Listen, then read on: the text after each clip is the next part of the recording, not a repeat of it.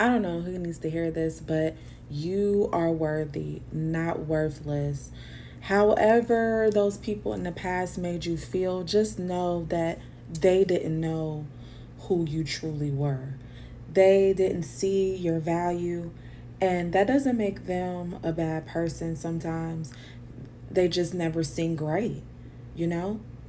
When you are used to fake and unauthentic, when someone comes around and they're truly themselves and they're real and they don't care about what other people think about them, people, they resist that. They tend to flee. They tend to want to cause problems with that person because in their mind they can't understand how this person just moves the way they move and think so highly of themselves and talk with so much confidence and are very decisive.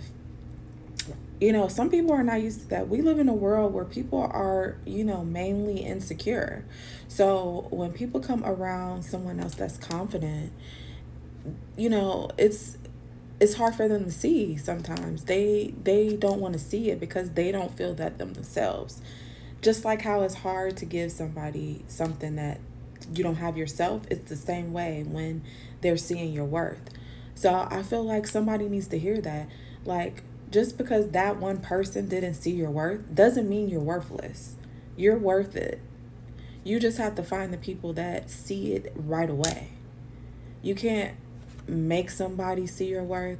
You can't say, hey, look at me, and look, this is what I did. I did this, that, and A, B, C, and D, It doesn't matter to them. Trust me, I know from my personal experience, you cannot make somebody see your worth. They have to see it and know it. And how you know they see your worth is based on how they treat you. If they don't treat you well, just know that, subconsciously, they don't think that you're worth being, you know, good to. And sometimes they don't feel that about themselves. So a lot of times it's a projection.